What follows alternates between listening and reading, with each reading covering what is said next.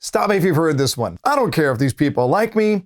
I just want them to buy from me. Bad idea.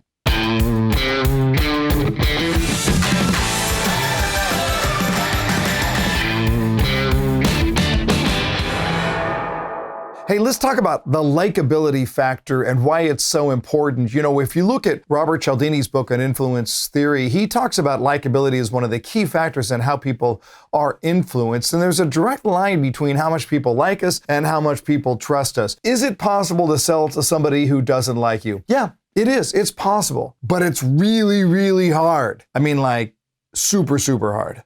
Why? Why is it hard to sell to someone who doesn't like you? It's because of what's going on in the customer's brain. So let's think this through for just a moment. What happens when you meet somebody for the first time and you just connect? And just think about your own life for just a second. Just think about, somebody you met at a cocktail party, at a wedding reception, on an airplane, and you just connected. You just, right from the very beginning, you could just feel it. Like when I first met Karen.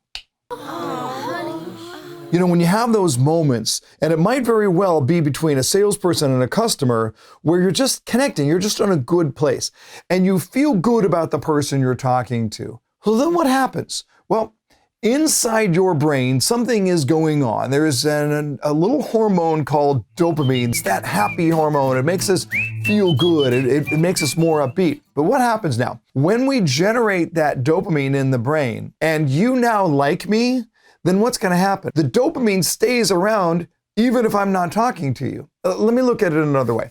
I live on the West Coast, so I'm an In-N-Out burger guy. I know Texans, I hear you about Whataburger or Five Guys, wherever that. Look, I just happen to like In-N-Out. And the reason I love my In-N-Out is not just because it's a great burger, and it's a great burger. I like In-N-Out because it's more than just a burger, it's an experience. It's the way they make you feel. So I remember the very, very first time I went to an In-N-Out and I went up to the drive-in. And what are you used to hearing when you go up to the drive-in? Can I take your order, please? You're like, what? Can I take your order, please? So the first time I ever pulled up to an In-N-Out burger, I remember this young lady's voice on the other end going, "So how can I help you today?" And I was like, well, okay, you look happy. And I mean, she just sounded upbeat right from the very beginning. And I'm looking at the board and there's like hamburger, cheeseburger. Those are your choices at In-N-Out. So I'm like, I'm going to go with a cheeseburger. She goes, "Oh, good. You're going to love it. Let me just ask you, are you going to take that home or are you going to eat it in your car?" And I'm thinking, well, it's kind of a personal question. Why do you ask? And she says, "If you want to take it home, I'm going to put it in a bag to keep it hot. But if you eat it in your car, I'll give you a placemat so it doesn't spill in your pants." Oh, well, in that case, I'm going to eat it in my car. And I pulled forward and I paid and I just thought, that's the nicest young lady I've ever met in my life. What a pleasant experience. That was just great. So now I'm pulling away and how am I feeling? I've got that sort of lift, right? What's happening? There's this dopamine release in my brain and I'm feeling good about the interaction. Am I still feeling good when I take the first bite of the cheeseburger?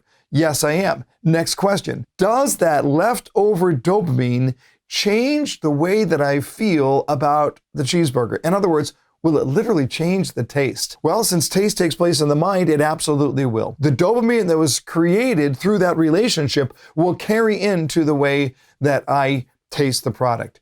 It's the same thing with you.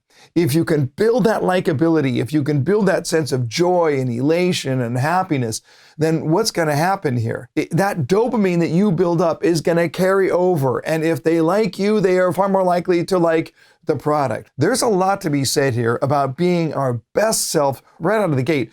The likability factor is so important. But one last thing, this isn't just for you, it's for your customer. Your customer wants to like you. Your customer wants to trust you. Your customer wants to believe that you can help them to accomplish their goals. So get that dopamine going, get it to the point where there's leftover dopamine by the time they see the product. Now look, if you like that idea, it doesn't matter what you like here. It only matters what you do out there in your sales presentation. So put it to work, put it to practice, learn more, earn more.